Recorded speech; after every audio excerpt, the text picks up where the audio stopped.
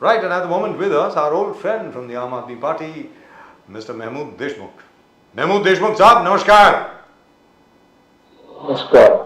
How are you, sir? How are you? How are you, sir? कैसे हैं? Fine fine. Mahmood Deshmukh साहब, चलिए अब चुनाव के रिजल्ट तो आ गए. आम आदमी पार्टी की तो कुछ खास परफॉर्मेंस रही नहीं, लेकिन एक्सपेक्टेड भी नहीं था, कोई अपेक्षा भी नहीं थी कि कुछ खास परफॉर्मेंस रहेगी. मतलब वो तो ऐसा था कि उन्होंने अपनी प्रेजेंस रजिस्टर करनी थी कि भाई हम लोग भी हैं, ताकि अगले चुनाव में लोग याद रखें कि भाई आम आदमी पार्टी. और एक दो जगह पे वैसे आपकी परफॉर्मेंस अच्छी रही है, ऐसी बात नहीं. एक दो जगह पे आपके जो कैंडिडेट है, दो कॉन्स्टिट्यूंसी में, एक मध्य प्रदेश में और एक राजस्थान में, आपका जो कैंडिडेट है वो नंबर 3 पर आया है. So which is not bad at all, which is very good in fact. लेकिन सर आप ये बताएं, आपको लगता नहीं है ये तीनों चुनावों के नतीजों को देख करके कि जो माइनॉरिटीज़ हैं, मुसलमान जो हैं, मुस्लिम जो है, अल्पसंख्यक वर्ग जो है, और बाकी भी जो माइनॉरिटीज़ हैं, उनको स्ट्रेटेजिकली नीति से उनको वोट करना चाहिए? आपको लगता नहीं है ऐसा? क्योंकि अभी क्या है कि क्योंकि वो वोट तितर बितर हो जाता है, उसमें साफ तौर पर भारतीय जनता पार्टी को एडवांटेज मिलता है. महमूद देशमुख साहब बताइए. देखिए ऐसा है, तीनों राज्यों में जो चुनाव हुए, विशेषकर तेलंगाना में माइनॉरिटी ने वन साइडेड वोटिंग किया, जिसका नतीजा आपके सामने है. उसका नतीजा सामने है बिल्कुल. और इसमें कांग्रेस को उसका फायदा मिला. आप राजस्थान की बात करेंगे तो राजस्थान में जैसे अशोक गहलोत जी ने खुद कहा है कि भारतीय जनता पार्टी के लोगों ने हिंदू कार्ड खेला. कई जगह पे उन्होंने हिंदू कार्ड खेला, जिसका नतीजा ये हुआ, वहां पे मतलब हिंदुइज्म के नाम पे वोटिंग हुई. तो लेकिन एक बात मैं कहना चाहूंगा, धर्म के नाम पे कोई भी कम्युनिटी हो, हिंदू हो या मुस्लिम हो, वोटिंग नहीं होना चाहिए. ये इस देश के लिए भी नुकसानदायक है, इस देश के संविधान के लिए नुकसानदायक है, इस देश के लोकतंत्र के लिए नुकसानदायक.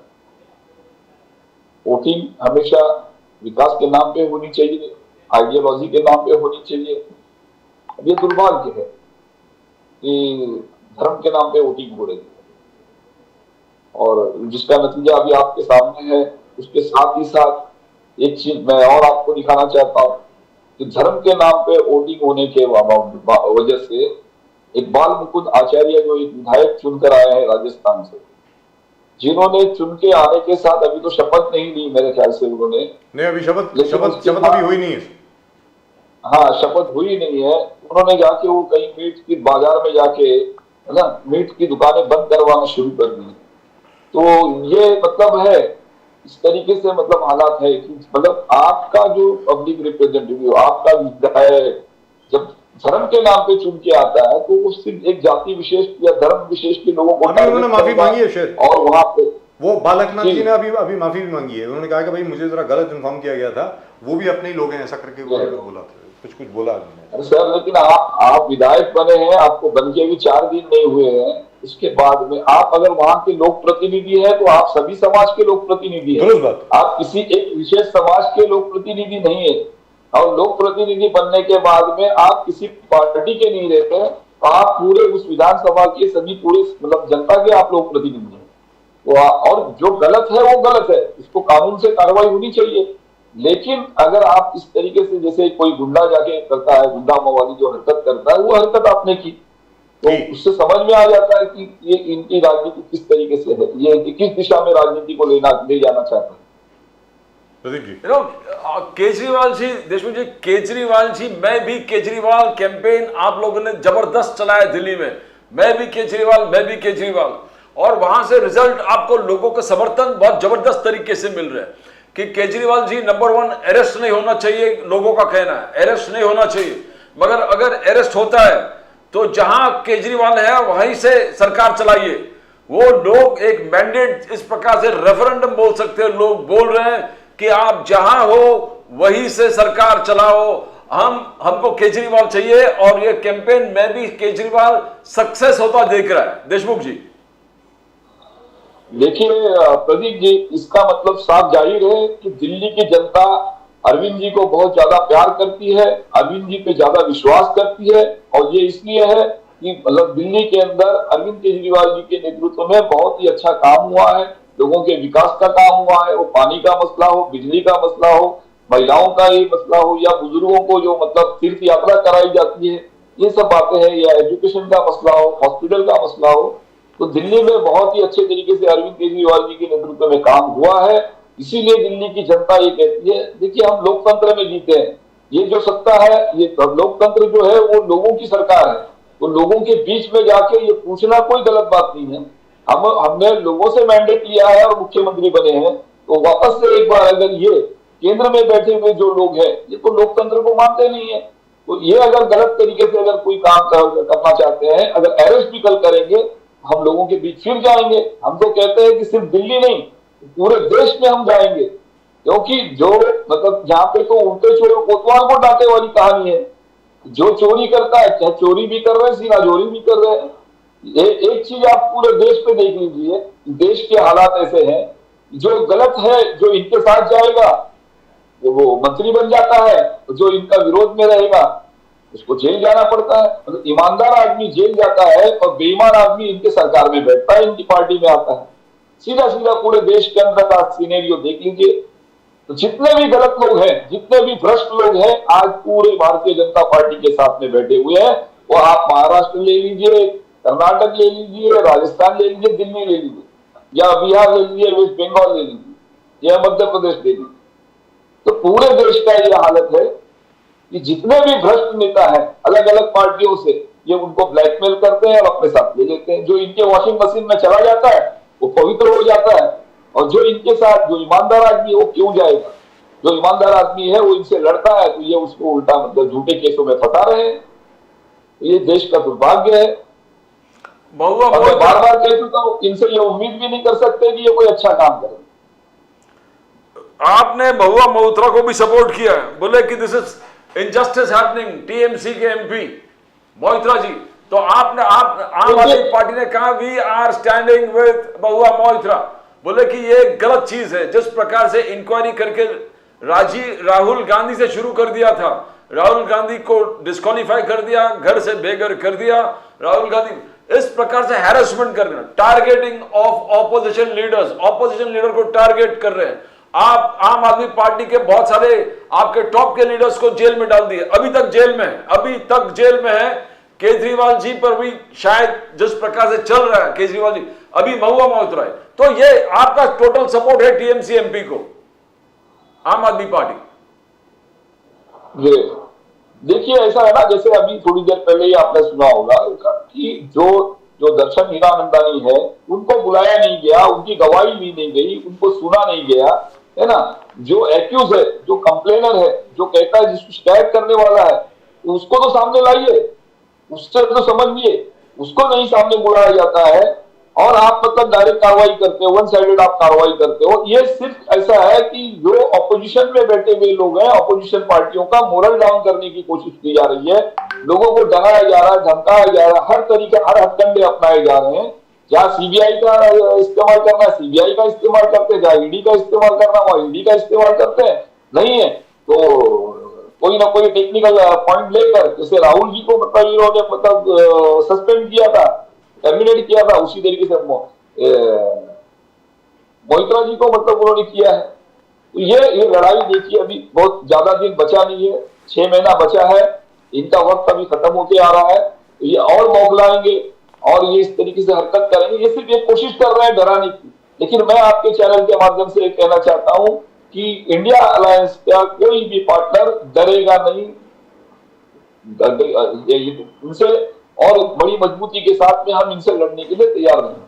और जो जाने था, जो लोग गलत थे वो इनके साथ है, ये सुनिए। लेकिन अभी आपको लगता नहीं है महमूद देशमुख साहब के जितने भी इंडिया अलायंस के पार्टनर्स हैं, जितने भी लोग हैं, एटलीस्ट माइनॉरिटीज को लेकर के, बाकी सबको लेकर के सबका एक मत होना चाहिए, ऐसा मैं मानता हूँ।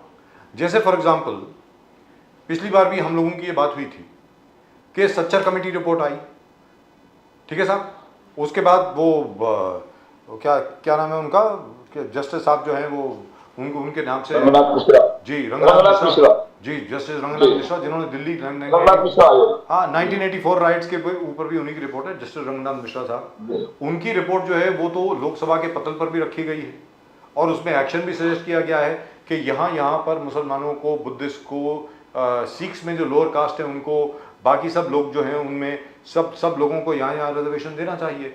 आपको लगता नहीं कि उसके लिए सारी पार्टियों को अग्रसर होना चाहिए? ये कहना चाहिए कि भाई देखिए 24-25 करोड़ की आबादी अगर पीछे रह जाएगी तो देश आगे कैसे बढ़ेगा? महमूद देशमुख साहब, सोचने वाली बात है, बताएं। ऐसा है बजाज साहब, जब अभी जो आपने कहा कि माइनॉरिटी के इश्यूज पे बात करना चाहिए इंडिया अलायंस, मैं समझता हूं कि आज माइनॉरिटी मेजोरिटी ये सब सेकेंडरी बातें हैं। आज संविधान बचाने की जरूरत है, ये देश बचाने की जरूरत है ना। आज जो सत्ता में जो बैठे हुए लोग हैं ये ना तो मेजोरिटी के हित में काम कर रहे हैं ना माइनॉरिटी के हित में काम कर रहे हैं। ये सिर्फ अदानी के लिए काम कर रहे हैं, ये चंद उद्योगपतियों के लिए काम कर रहे हैं। आपकी जानकारी में वो कह रहा हूं मैं कि ये 15 लाख करोड़ इन्होंने उद्योगपतियों के माफ किए हैं। आप सोचिए, और यहाँ पे किसान आत्महत्या करता है, बेरोजगारी बढ़ रही है, महंगाई बढ़ रही है ना। कोई मतलब ये किसके है? ये किसी समाज के नहीं है, ये आम जनता के नहीं है। किसान परेशान है, जवान परेशान है, युवा परेशान है, महिला परेशान है। महिलाओं पे अत्याचार इनके राज्य में बढ़ गया है। अभी यूपी का, परसों ही वाला यूपी का रिपोर्ट आया हुआ है कि सबसे ज्यादा क्राइम यूपी में, उत्तर प्रदेश में हो रहा है। तो पूरे देश के अंदर हाहाकार मचा हुआ है। तो आज जरूरत जो है कि वो संविधान बचाने की है, क्योंकि संविधान बचेगा ये देश बचाने की है। तो संविधान बचेगा, देश बचेगा, तो मेजोरिटी हो या माइनॉरिटी हो या SC ST OBC हो या सभी समाज के लोगों के बारे में मतलब आने वाली सरकार काम करे। देशमुख जी, आम आदमी पार्टी पहली बार जिस प्रकार से बजट पेश करने वाले दोनों MCD और स्टेट में, तो उनका कहना है कि हम हर वार्ड में जाके लोगों से चर्चा करेंगे कि आपको बजट में क्या चाहिए। हर असेंबली में जाके, सेगमेंट में जाके लोगों से चर्चा करेंगे कि आपको बजट में क्या करना चाहिए, और उसके बाद बजट का फाइनलाइजेशन होगा। ये एक रेवोल्यूशनरी सिस्टम है, ये रेवोल्यूशन है। एक तरह की आपके जितने कार्यकर्ता हैं आम आदमी पार्टी के, गली गली जाएंगे, लोगों से मिलेंगे और उनके बजट में उनका कैसे पार्टिसिपेशन होगा, उनका जो सजेशंस होगा बोले, ये एक रेवोल्यूशनरी स्टेप है। आपको लगता है पूरे देश में इसी तरह से होना चाहिए? देशमुख जी, बिल्कुल सही कहा प्रदीप जी आपने, ये सच्चाई है। देखिए, देश के अंदर लोकतंत्र है, हम लोकशाही में जी रहे हैं, लोकतंत्र में जी रहे हैं। ये जो सत्ता में बैठे हुए लोग हैं, जो कहीं पे भी हो, दिल्ली हो, पंजाब हो, राजस्थान हो, हरियाणा हो, महाराष्ट्र हो, है ना, या केंद्र सरकार हो, ये किसके लिए बने हैं? केंद्र, हम सत्ता जनता के लिए, हम जनता ने हमको चुनकर दिया है, तो हमारी जो जिम्मेदारी बनती है हम जनता से पूछे उनके क्या सवाल आते हैं, क्या मसले मसाइल हैं, क्या प्रश्न हैं, और उनसे अगर जब पूछ के जब हमारा बजट हम बनाएंगे तो मैं समझता हूं कि सही मायने में हम लोगों की परेशानियों को दूर कर सकते हैं, लोगों के प्रॉब्लम सॉल्व कर सकते हैं, लोगों के जो इश्यूज है उनको सॉल्व करने का काम हम कर सकते हैं। आगे जाके लोकतंत्र की प्रक्रिया है सर, ये वाकई में एक क्रांतिकारी कदम उठाया है अरविंद जी ने कि हम तो सिर्फ हम आम आदमी के लिए काम करना चाहते हैं, ना हम किसी अदानी और अंबानी के लिए काम नहीं करना चाहते, हम किसी उद्योगपति के लिए काम नहीं कर रहे हैं। अरविंद केजरीवाल जी इस देश के अंदर ऐसे मुख्यमंत्री हैं और ऐसे एक पार्टी के अध्यक्ष हैं जो आम आदमी को सामने रखते हुए काम कर रहे हैं। जो इस संविधान ने मतलब ये कहा है, संविधान के अंदर ये प्रोविजन है कि आप आम आदमी के लिए मतलब ये सत्ता बनी और आम आदमी के लिए काम कीजिए। महमूद देशमुख जी, आपने देखा कि 5 स्टेट में, जिसमें 4 स्टेट में जिस प्रकार से हुआ, 3 बीजेपी ने जिस प्रकार से 3 स्टेट जीता, बीजेपी 3 स्टेट जीता है, मध्य प्रदेश, राजस्थान, छत्तीसगढ़, उसमें क्लियर कट एजेंडा क्लियर था। हिंदुत्व एक बहुत बड़ा फैक्टर था। हिंदुत्व, नरेंद्र मोदी जी, JP नड्डा जी, अमित शाह जी ने हर मंच पे, एवरी प्लेटफॉर्म, एवरी स्टेज, तीनों स्टेट में लगातार हिंदुत्व का जिस प्रकार से प्रोपेगेंडा किया, उन्होंने सबको कहा बार बार, चाहे वो तीनों स्टेट में हो, कि आपको 22 जनवरी 2024 में अयोध्या में राम मंदिर का पुनर्निर्माण होने वाला है। 550 साल के बाद ये बहुत बड़ा एक चीज है और नरेंद्र मोदी जी ने हासिल किया है और कांग्रेस ने 70 साल से इसका खिलाफ काम किया है। तो ये एजेंडा सेट है। नरेंद्र मोदी जी हर मंच में कहा कि काशी विश्वनाथ भव्य बना दिया, उज्जैन महाकाल भव्य बना दिया, केदारनाथ भव्य हो गया, अयोध्या को हम भव्य बना रहे हैं। और कृष्ण जन्म स्थान को भी भव्य बना देंगे। तो आपको देखो बात यह है, और चाहे वो गहलोत जी है, वो सबको मालूम है ये बहुत बड़ा फैक्टर था। कन्हैया लाल जिस प्रकार से इशू, पीएफआई का इशू, तो बीजेपी का एजेंडा क्लियर है, एब्सोल्युटली क्लियर। तो आपको नहीं लगता कि बाकी पार्टी को इसके बारे में सोचना पड़ेगा, करना पड़ेगा? देशमुख जी देखिए ऐसा है कि 22 जनवरी 2023 को जो प्रोग्राम होने जा रहा है ना, उसका इस देश के सभी नागरिक स्वागत करेंगे और इसका पूरा श्रेय जो है वो सुप्रीम कोर्ट को जाता है, न तो नरेंद्र मोदी को जाता है, न भारतीय जनता पार्टी को जाता है। वो अपने दिल से अगर कुछ क्रेडिट लेना चाहते हैं तो वो कुछ भी कर सकते हैं, लेकिन इसका पूरा श्रेय जो है वो केंद्र सरकार को नहीं जाता, वो सुप्रीम कोर्ट को जाता है। और वो एक अलग पहलू है। लेकिन देखिए, आस्था का विषय अलग अपनी जगह पे है और विकास अपनी जगह पे है। इस देश का विकास होगा, इस देश में लोगों को रोजगार मिलेगा, इस देश के अंदर लोगों की अगर महंगाई कम होगी तो मतलब लोगों के बच्चों को एक अच्छा एजुकेशन मिलेगा, लोगों के हेल्थ की अगर अच्छी सर्विसेज मिलेंगी तो देश का मतलब देश का कल्याण होगा या देश तरक्की करेगा, है ना। अब ये इनके पास कोई मुद्दा नहीं बचा हुआ है, ये हर मुद्दे पे, हर मोर्चे पे ये नाकामयाब रहे हैं। ये पिछले 9 साल, अभी 9 साढ़े 9 साल हो गए, ये इन्होंने 2014 से लेके 2023 तक कुछ नहीं किया है, देश को बर्बाद किया है। बल्कि आज देश मतलब जहां 54,000 करोड़ का कर्जा था, 54,000 करोड़ का कर्जा था इस देश के ऊपर, वो 1.5 लाख करोड़ के ऊपर हो चुका है। आप मुझे 2014 से लेके 2023 अगर आप देखेंगे, ये 1 लाख करोड़ का कर्जा मतलब बढ़ गया देश के ऊपर।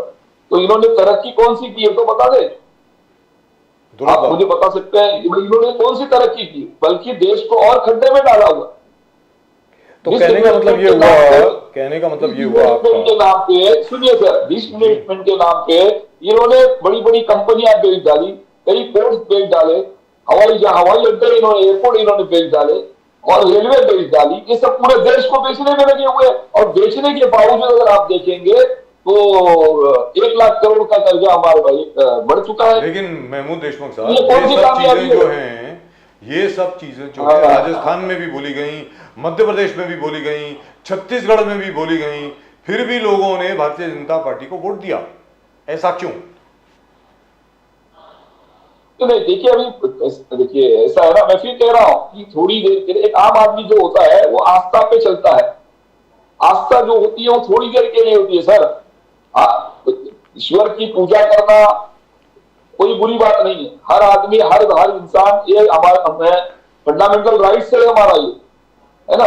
कोई किसी भी मजहब का इंसान होगा वो अपनी घर में अपनी तरीके से पूजा करता है, प्रार्थना करता है, वो अलग चीज है। लेकिन सिर्फ पूजा और प्रार्थना करने से, इबादत करने से ही पेट नहीं भरता।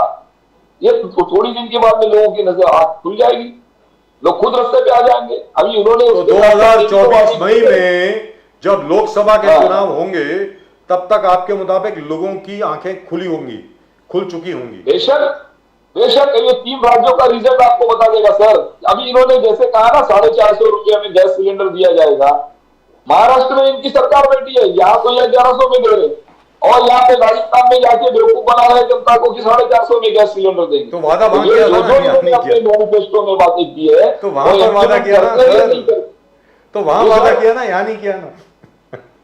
मैं कहता हूँ यहाँ करना चाहिए। वहां पर अगर 450 में बेचेंगे तो यहाँ 1600 में बेचेंगे, क्योंकि वहां का घाटा यहाँ से भरपाई करनी पड़ेगी ना उसकी। आप भी मानते हैं कि मतलब ये क्या खेल खेल सकते हैं? नहीं, मुझे आप 2024 के तैयारी के बारे में बोल रहे हो देशमुख जी, मगर इंडिया अलायंस कहाँ बन रहा है ये सोचने वाली बात है। किधर है इंडिया अलायंस?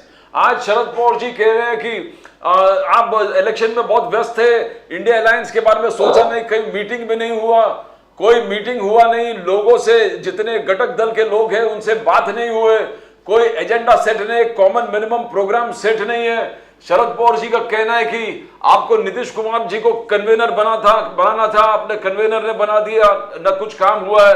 और नीतीश कुमार के लोग खुद बोल रहे हैं कि देखो मोदी साहब ने जबरदस्त काम किया है, हमको सोचना पड़ेगा। उनके जो एमपी थे लोग, वहां अखिलेश यादव कुछ और बोल रहे, ममता बनर्जी उनको कैंसिल करना पड़ा, उनका जो इंडिया अलायंस का मीटिंग गए हफ्ते थे उसको कैंसिल करना पड़ा। तो कहां एक साथ कब आएंगे? कभी कुछ एजेंडा तय होगा, कभी सेट होगा नैरेटिव, कभी तो कैसे एक दिन में? बिकॉज टाइम कितना है, दिसंबर हो गया, 5 महीने में चुनाव है, अभी आपका एक ढंग से मीटिंग भी नहीं हुई इंडिया अलायंस का। कहीं ना कहीं आपको नहीं लग रहा कि पार्टीज जो ऑपोजिशन पार्टीज है बहुत लाइटली ले रहे हैं इलेक्शन को, किसी को पड़ी नहीं है? How do you see Deshmukh जी? ऐसा है प्रदीप जी, अभी ये 5 राज्यों के चुनाव थे, इसके लिए सभी पार्टियां वहां पे बिजी थी और मैं समझता हूं कि अभी चुनाव खत्म हो चुके हैं और बहुत जल्द ही मतलब इसके ऊपर सभी पार्टियां, अलायंस पार्टी जो है वो अपनी मीटिंग करेंगे और एक स्ट्रैटेजी बना के उतरेंगे और लड़ाई लड़ेंगे। आप निश्चिंत रहिए, इसकी चिंता करने की जरूरत नहीं है कि क्या होगा क्या नहीं होगा। एक कुछ तो रूमर भी फैलाए जा रहे हैं अलग अलग पार्टियों, विशेष करके भारतीय जनता पार्टी की तरफ से, ये आपस में मतलब एक भ्रमित करने का काम कर रहे हैं। तो ऐसा कुछ नहीं होगा। मुझे पूरी उम्मीद है कि इंडिया अलायंस के जितने भी पार्टनर हैं सब साथ में मिलकर काम करेंगे। और ये इतना मैं जरूर कहना चाहूंगा आपके चैनल के माध्यम से कि कांग्रेस पार्टी में इसमें इनिशिएटिव लेना चाहिए, क्योंकि देखिए अगर जैसे सबसे पहल तो उन्होंने की थी इंडिया अलायंस बनाने के लिए, तो मैं चाहूंगा कि कांग्रेस पार्टी ने पहल करना चाहिए, इनिशिएटिव लेना चाहिए, सभी पार्टियों को साथ में लेके चलना चाहिए। और जिस तरीके से लास्ट टाइम भी मैंने कहा था, जब आपने कहा था कि भाई कोई किसी को गिनता नहीं, तो ये एक चीज है। ये 3 राज्यों का या 4 राज्यों का जो भी मतलब रिजल्ट है, मिजोरम तो जाने दीजिए, कांग्रेस तेलंगाना में आ गई है, एक वो अलग फैक्टर है, लेकिन 3 राज्यों का रिजल्ट को देखते हुए, सामने रखते हुए मैं समझता हूं कांग्रेस ने भी मतलब सोच समझ के भूमिका लेनी चाहिए। सभी अलायंस पार्टनर का मान सम्मान करते हुए सभी को साथ में लेके चलने की कोशिश करना चाहिए। अगर इस देश के अंदर हमें बदलाव लाना है, आने वाले 2024 में भारतीय जनता पार्टी की जो ये भ्रष्ट सरकार है, मैं कहूंगा तड़ीपार सरकार जो है, रंगा बिल्ला की सरकार जो है, इनको अगर बाहर करना है तो मैं समझता हूं कांग्रेस ने एक बड़ी अच्छी भूमिका लेनी चाहिए। सभी अलायंस पार्टनर्स जो है वो फिर हमारे राष्ट्रीय मान लीजिए महमूद देशमुख साहब, अरविंद केजरीवाल जी हो, अखिलेश यादव हो, नीतीश कुमार जी हो, महाराष्ट्र में शरद पवार जी हो, मान लीजिए महमूद देशमुख साहब, अगर मान लीजिए आप सफल नहीं होते और भारतीय जनता पार्टी फिर जीत करके आती है, जैसा भारतीय जनता पार्टी के नेतागण कहते हैं कि इस बार भारतीय जनता पार्टी की खुद ब खुद 350 से ज्यादा सीटें आएंगी, फिर क्या? देखिए सर, ऐसा है ना, इसका मतलब ये तो नहीं हुआ कि हम चुनाव लड़ने से पीछे हट जाए जी। चुनाव जो है एक, देखिए लोकतंत्र को जिंदा रखने के लिए चुनाव एक प्रोसेस है, इस प्रक्रिया को फॉलो करना पड़ेगा। इस सिस्टम को जिंदा रखने की जरूरत है, चुनाव तो लड़ना होगा। सत्ता में तो कोई एक पार्टी आती है, दोनों पार्टियां तो सत्ता में आती नहीं है। कोई पार्टी, एक पार्टी रूलिंग में आएगी, सत्ता में आएगी, दूसरी पार्टी विपक्ष में बैठेगी, ये तो चलता रहेगा। इसका मतलब ये नहीं है कि ये प्रोसेस को हम लोग खत्म कर दें। Pradeep ji, very my own personal opinion is that they should all follow the Kejriwal model. जो केजरीवाल मॉडल है वो बेस्ट है पूरे हिंदुस्तान के लिए, क्योंकि सामने आपके पास एक रिलीजियस मॉडल है, हिंदू मुस्लिम डिवाइड का मॉडल है, हिंदुओं को मुस्लिम से लड़ा दो, राम मंदिर की बात करो, हर जगह जाके जय श्री राम का नारा हो। हाँ, ये बात ठीक है, उन्होंने अपने इलेक्शन प्रोमिसेस उन्होंने पूरे किए हैं।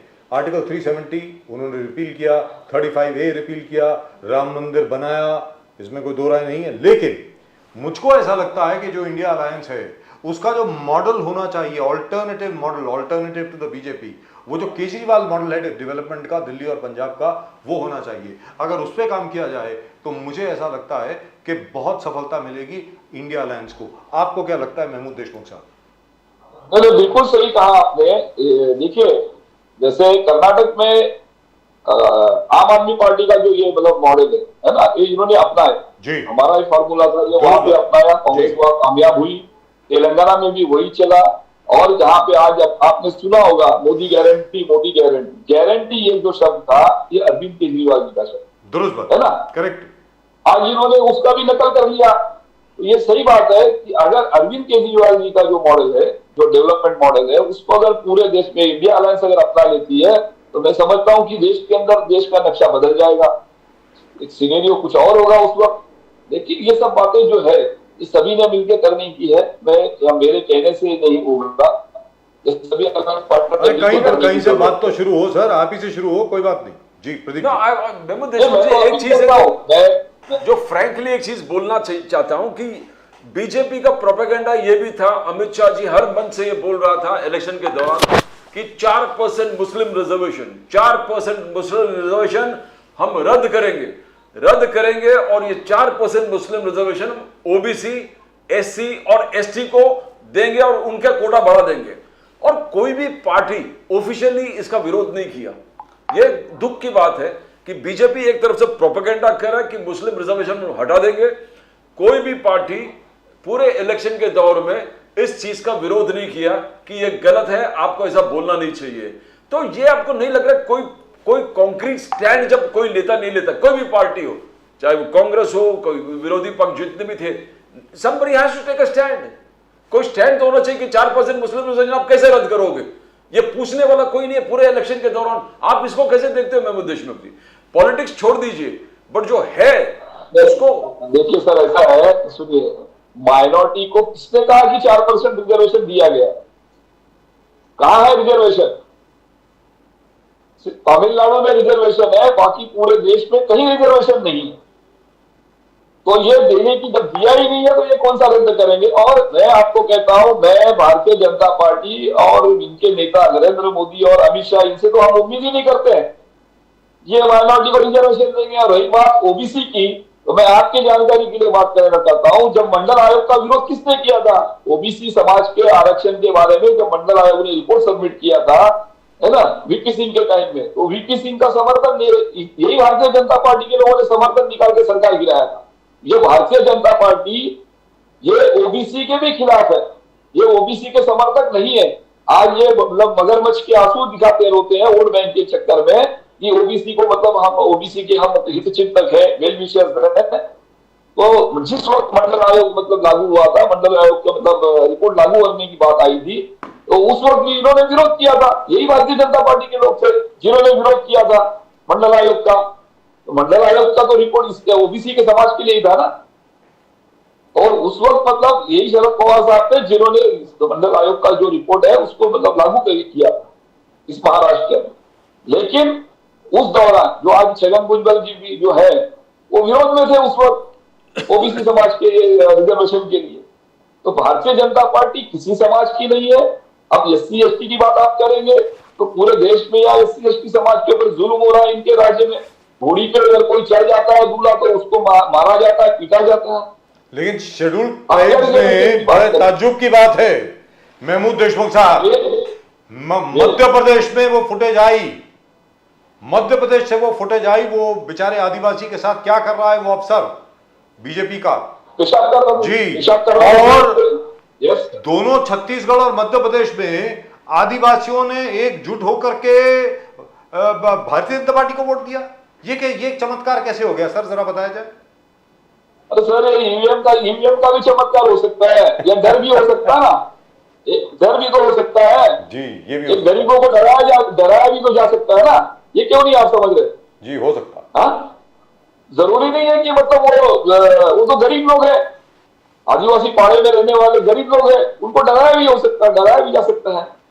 मगर देशमुख जी, सुप्रिया सुले जी ने यहाँ पर कहा कि फडणवीस जी मराठा आरक्षण के खिलाफ ही नहीं, उन्होंने डांगर कम्युनिटी के आरक्षण के खिलाफ, लिंगायत कम्युनिटी के खिलाफ और मुस्लिम रिजर्वेशन में भी 4% सुप्रिया सुले जी, और इसको जस्टिफाई किया पृथ्वीराज चौहान जी ने। पृथ्वीराज चौहान जी ने कहा 4% मुस्लिम रिजर्वेशन को ये सरकार ने अंडर द कार्पेट धकेल दिया है। Now this is a serious threat. Charge Maharashtra में भी 4% रिजर्वेशन के बाद पृथ्वीराज चौहान जी ने कहा, सुप्रिया सुले जी ने कहा, कहां पर अटका हुआ है देशमुख जी? और कोई वोकल क्यों नहीं बोल रहे खुलेआम? देखिए, ऐसा है कि उस टाइम में तो पृथ्वीराज चौहान जी ने जो कहा वो सही है कि 16% मतलब मराठा आरक्षण था और 5% मुस्लिम आरक्षण था, वो सरकारी नौकरियों में और एजुकेशन के मामले, वो भी इन्होंने मतलब कैंसिल किया। वो तो कोर्ट में ही नहीं टिका मैटर, वो अलग बात है। अब उसके ऊपर कोई पार्टी ये बहस बात नहीं रख रही है, ये भी एक कड़वी सच्चाई है। ये सिर्फ एक वोटों की राजनीति का मसला है कि वोटों का पोलराइजेशन जो होता है, आज अगर कोई पार्टी अगर माइनॉरिटी की आवाज उठाती है, उनको ऐसा डर लगता है कि भाई हम माइनॉरिटी की आवाज उठाएंगे तो मेजोरिटी के वोट हमसे सरक जाएंगे। तो आज माइनॉरिटी के बारे में माइनॉरिटी को भी फिर एक बार सोचने की जरूरत है। मैं समझता हूँ अलग अलग पार्टियों में जो माइनॉरिटी के जो नेता बैठे हुए हैं, उन्होंने एक फोरम पे, एक प्लेटफॉर्म पे आने की जरूरत है और माइनॉरिटी के लिए आवाज उठाने की जरूरत है। अपनी पार्टी लाइन से हटकर माइनॉरिटी के बारे में बात करने की जरूरत है, क्योंकि माइनॉरिटी का कोई ना कोई तो आवाज उठाने वाला होना चाहिए। अब आप पार्टी की बात करेंगे तो मैं समझता हूं, मैं तो ये कहूंगा कि कोई भी पार्टी आज देश के अंदर माइनॉरिटी की बात नहीं कर रही है। तो आप इसीलिए तो ये हालात में आज माइनॉरिटी है। बद से बदतर हालात में मुस्लिम समाज इसीलिए है क्योंकि उनका मतलब रहबर कोई नहीं बचा है, उनका मसीहा कोई नहीं है, सब अपने अपने रोटी पे दाल सेक के नेता बने हुए हैं। देशमुख जी, और ये मैं आपके चैनल के माध्यम से कहना चाहूंगा कि माइनॉरिटी के आरक्षण के लिए मैं काम कर रहा हूं, कुछ मामले में मेरा स्टडी चल रहा है और उसके बाद में हम इसके बारे में बातचीत करेंगे। देशमुख जी, और बोलिए। और मुस्लिम समाज को भी एक बार सोचने की जरूरत है कि भाई जो आज कई लोग जो मतलब इनके पीछे भाग रहे हैं, उनको भी समझने की जरूरत है कि भाई हमारी लड़ाई, हमारा हक कौन दिला सकता है, वो देखने की जरूरत है। अभी आम आदमी पार्टी ने जो स्टैटिस्टिक्स है, सरकारी स्टैटिस्टिक्स निकाला कि 2022 में दंगे सबसे ज्यादा महाराष्ट्र में हुआ है।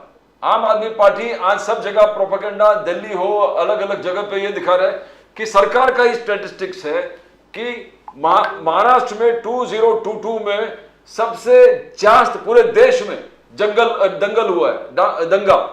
तो इस चीज को कैसे, तो does it reflect on this government? Dev Fadnavis ji पे रिफ्लेक्ट होता है, किस पे रिफ्लेक्ट होता है? जाहिर सी बात है, होम मिनिस्टर वो खुद है, देवेंद्र फडणवीस जी इस राज्य के होम मिनिस्टर हैं, तो उनकी जिम्मेदारी ज्यादा बनती है लॉ एंड ऑर्डर मेंटेन करने की, और फेलियर भी उनका ही है। अगर दंगा फसाद हुआ है तो फेलियर उनका है, और साथ ही साथ मुख्यमंत्री भी उसके लिए जिम्मेदार है, और ये प्री प्लान करवाया जा रहा है सर, ये ऐसा नहीं है। अभी लास्ट में बीच में प्रकाश आंबेडकर जी ने कहा ना कि 3 तारीख के बाद में बहुत कुछ हो सकता है, तो इसके बारे में महाराष्ट्र गवर्नमेंट ने संज्ञान लेने की जरूरत है कि अगर वो प्रकाश आंबेडकर जी कह रहे हैं तो ये क्यों कह रहे हैं, और अगर उन्होंने गलत कहा है। Sir, your voice is gone. I can't hear Mr. Mehmood Deshmukh. Well, Mr. Mehmood Deshmukh was very vocal, very straight, and very articulate. Believes in what he says. I hope and pray that the Kejriwal model gets actually officially adopted by the India Alliance. Of course, it will be bad for Kejriwal because the AAP will have nothing, really nothing left with. जी, आप कुछ बोल रहे थे देशमुख साहब, बोलिए. Can't hear him again. He's getting calls. I think he's getting calls from everywhere, but that's it. That's just about it as far as tonight's show is concerned. Mr. Mehmood Deshmukh was quite articulate and very clear. But it is surprising, isn't it, Pradeep ji? Yes. Here we see a BJP leader urinating on an Adivasi, and the Adivasis vote for the BJP. Well, wonders never cease. Yes, It's exactly. unbelievable. I mean, so the entire focus, I mean, if BJP does it now, Ayodhya जनवरी में जिस प्रकार से भव्य तरीके से वो राम मंदिर का निर्माण का बात कर रहा है, uniform civil code is going to be another issue, and the CAA, yes, तो ये ऑपोजिशन और इंडिया अलायंस मीटिंग करना चाहिए। इलेक्शन क्या, लेट्स आस्क मिस्टर देशमुख साहब, आखिरी सवाल, राम जन्मभूमि प्राण प्रतिष्ठान पूजा जो है 22 जनवरी 12:22 को होने वाली है, उसके बाद हर जगह पर जुलूस निकलेगा, हर जगह पर शोभा यात्राएं निकाली जाएंगी, पूरे देश में न जाने क्या कुछ होगा, जय श्री राम के नारे लगेंगे हर जगह पे, जय सिया राम होना चाहिए वैसे, लेकिन हर जगह पे वही लगेगा। उसके बाद यह भी कहा जा रहा है कि यूनिफॉर्म सिविल कोड भी लाया जाएगा और सीएए वो भी आएगा, यानी सिटीजनशिप अमेंडमेंट एक्ट जो है वो भी कानून बना दिया जाएगा। कैसे लड़ेंगे उससे सर? आखिरी सवाल है। नहीं, ऐसा है, देखिए अभी पहली बात तो जैसे अभी आपने कहा 22 जनवरी का, तो उसके लिए किसी को कोई एतराज तो है ही नहीं। अच्छी बात है, वो काम करने जा रहे हैं, श्रीराम जो भी वहाँ पे प्रोग्राम करने जा रहे हैं, अच्छी बात है, तो उसका पूरा देश वेलकम करेगा, उसके लिए कोई किसी को कोई एतराज तो है नहीं। रही बात कॉमन सिविल कोड की बात आप जो कर रहे हैं जी, तो ठीक है, ये आने दीजिए, उसके बाद देखा जाएगा। इतना आसान तो नहीं है जी, कॉमन सिविल कोड, इतना आसान नहीं है, जो बोलते हैं इतना आसान नहीं है। कानून बनाना एक अलग चीज है और इम्प्लीमेंट करना एक अलग चीज है। दुरुस्त बात। हाँ, तो इतना आसान नहीं है। अभी देखते रहिए, ये सिर्फ ऐसा है कि अभी अलग अलग इश्यूज ये रखेंगे लोगों के सामने, और आने वाला 2024 जो है वो चुनाव इनकैश करने की कोशिश करेंगे। ये भावनाओं के मतलब लहर पे ये जीतना चाहते हैं, लेकिन मैं समझता हूँ कि लहर लहर होती है, लहर ज्यादा देर नहीं चलती है, ये थोड़ी देर की बात है। और जब चुनाव जब सामने आएंगे तो अपने आप लोगों को उनके सामने जो लोगों की जो मुद्दे हैं वो हम उठाएंगे और लोगों को ये दिखाएंगे कि भाई ये सिर्फ आपकी भावनाओं से खेलते हैं और लोगों की भावनाओं को भड़का के ये सत्ता में आने की कोशिश करते हैं, और बाद में जो होता है वो सब पूरे देश ने देख लिया है। तो मैं समझता हूँ कि कुछ भी कर ले तो आने वाले 2024 में इसका कोई भी असर नहीं होगा। 2024 में इनको जाना ही होगा, ये तय है।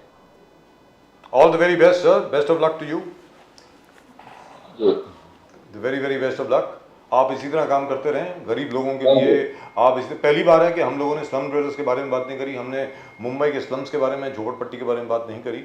अगली बार जरूर करेंगे, क्योंकि अभी क्या था कि चुनाव के बारे में बात करना बहुत जरूरी था, उसका विश्लेषण करना बहुत जरूरी था। चुनाव के बारे में बात कीजिए, कोई बात जी, लेकिन अगली बार जरूर स्लम्स के बारे में बात की जाएगी, असल में वास्तविकता में वहां पर क्या हो रहा है। लेकिन एक चीज तो है, वो मंडेलिया साहब जो थे वो जीते के हारे, कि क्या खबर, क्या हार गए। चलिए ये लोगों की दुआएं लग गई, हार गए। सुप्रीम कोर्ट में नहीं मिला हुआ है बांद्रा वेस्ट के मैटर में। क्या बात है सर, लोगों को ये और मंडेलिया जी के साथ आपने सुना नहीं, बांद्रा वेस्ट में जो डिमोलिश होने वाला था वहां पे स्टे मिल गया सुप्रीम कोर्ट से। गौतम पटेल साहब के ऑर्डर को स्टे कर दिया गया। क्या बात है sir, congratulation sir, best news of the day, wonderful. और मंडेलिया जी के पीछे आपका शुभकामनाएं बहुत थे जी, सभी की शुभकामनाएं सभी की दुआएं थी सर जी, बिल्कुल सभी ने दुआएं मांगी थी। दुरुस्त बात। चलिए, thank you so much sir, great pleasure talking to you and congratulations once again for getting a stay on the demolition or otherwise of the Bandra West slum. Thank you very much sir. Namaskar. नमस्कार। जय हिंद, जय महाराष्ट्र, जय भवानी, जय Shivaji. Thank you so much sir. Well, I didn't know that's really very good news indeed. Great news. That is fantastic news. The Supreme Court has actually given a stay. Now that is wonderful. That is really and truly wonderful. Yeah. Fantastic. Here we saw the government was not responding. Yes. Administration not coming to their and the Bombay High Court treating the matter with utter whatever. But Bombay High Court did not take the petition very very favorably. But the Supreme Court has given a stay, and that is really good news. Fantastic work. Right? You do. I think we have some responses that we must read out today. कुछ response आए, देखते हैं आज क्या। आप अपने comments भेजते रहें, सब्सक्राइब करें चैनल को, if you haven't done so already, channel को सब्सक्राइब करें, वो बेल आइकन जो है उसको क्लिक करें ज़रूर, and if you want to share it, that would be nice. But do subscribe to the channel. It is your channel. ये अकेला चैनल है जहाँ पे हर एक को पूरा मौका मिलता है अपनी बात कहने का। हम बीच में टोकते नहीं है, रोकते नहीं है साहब। Now let's take a look at some of the comments which have come in, and do keep sending in your comments. We love reading them out right over here.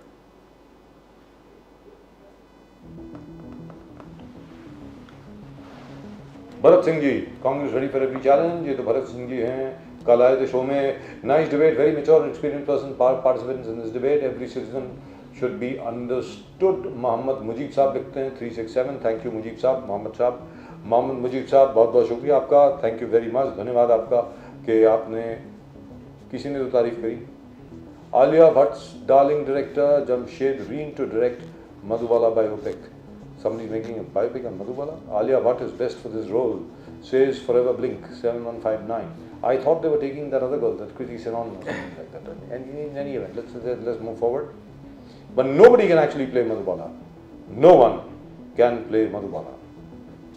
Mr. B.N. Kumar, Ulve Balaji Temple. We want Balaji Temple in Ulve. That's it. Shubham Kurade, 4501. We want the temple. Yes, That's what he says.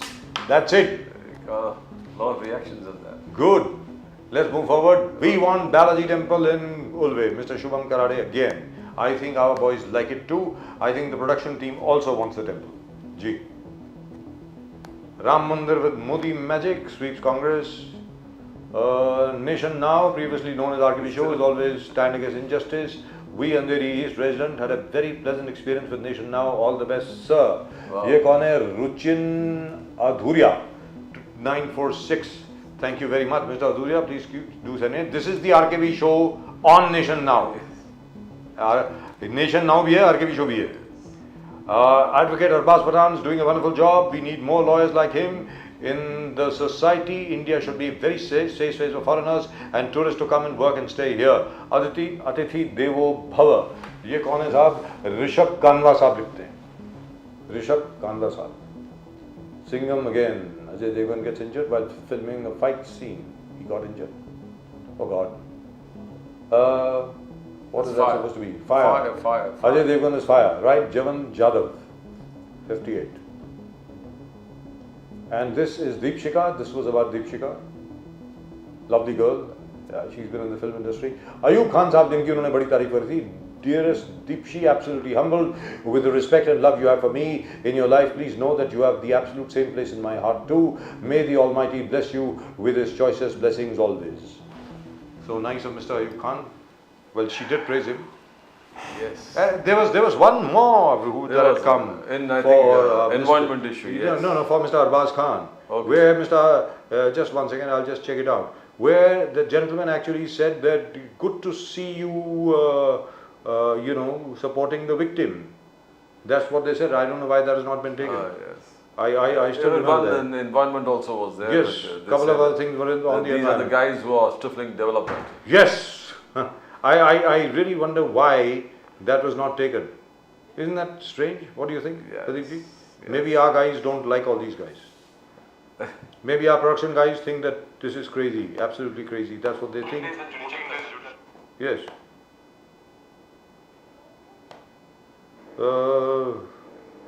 Right. That's it. That's all we've got for you in tonight's show. आज के show में सिर्फ इतना ही. प्रदीप जी और मेरी तरफ से आप सब लोगों को नमस्कार. जय हिंद, जय महाराष्ट्र, जय भवानी, जय शिवाजी, वंदे मातरम, Vande Mataram. हर हर महादेव. Har Har